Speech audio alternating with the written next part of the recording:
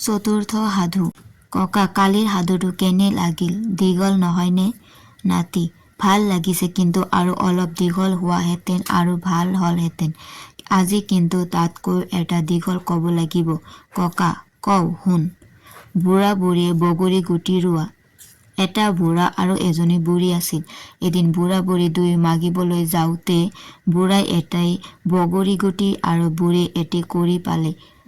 দুয়ো ঘৰলৈ গৈ ভালকৈ মাটি এডোখৰ উলিয়াই বগৰী আৰু কুৰি পচাই থলে। অৱশেষত কুৰি পচি গ'ল। বগৰী গুটিৰ এটা পুলি গজি এজোপা গছ হৈ বগৰী লাগি পকি আছে। বুঢ়াই সদায় বগৰী ৰখিবলৈ মানুহ বিচাৰি ফুৰিছে। এনেতে ওপৰেদি এটা কাউৰী উৰি যোৱা দেখি সুধিলে, হেৰ কাউৰী, হেৰ কাউৰী, তই মোৰ বগৰী ৰখিব পাৰিবিনে?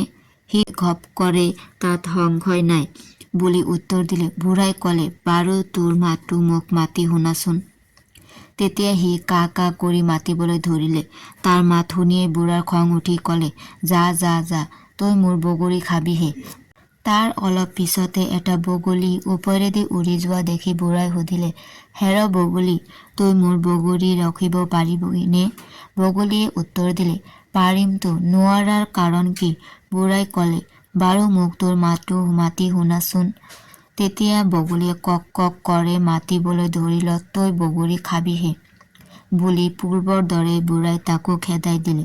অৱশেষত এটা ফেচু ওপৰেদি উৰি যোৱা দেখি সি সুধিলে, হেৰ ফেচু, তই মোৰ বগৰী ৰখিব পাৰিবিনে?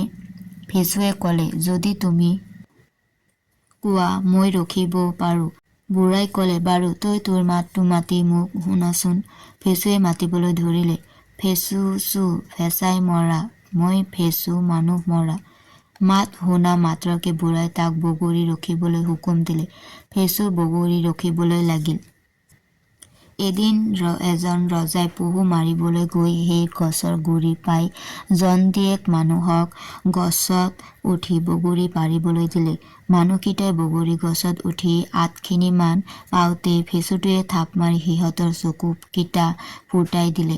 মানুহকেইটা নিৰুপায় হৈ মাটিত পৰিল। ৰজাই তাকে দেখি বহুত পুৰুষাৰ্থ কৰি ফেচুটো ধৰাই লৈ তেওঁৰ ৰাণীহঁতৰ হাতত দিলে আৰু ক'লে, মোক এইটো আজি গধূলিকৈ ভাজি দিব লাগিব।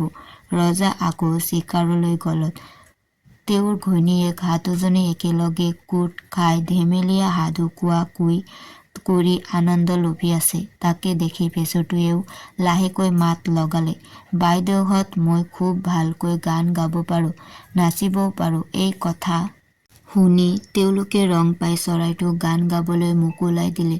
চৰাইটোৱে তেওঁলোকৰ আগতে বহুত সময় ঘূৰি ঘূৰি নাচি আছিল।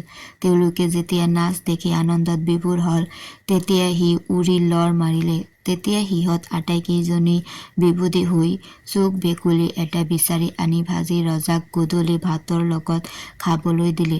ৰাতিপুৱা ৰজাই শুই উঠি হাতত লোটা লৈ মুখ ধুবলৈ ধৰিছে। এনেতে ফেচুটো উৰি আহি ৰজাক সম্বোধন কৰি ক'লে, হেৰ ৰজা, কালি তই মোক খাব নোৱাৰিলি, খালি ভেকুলী ভজা।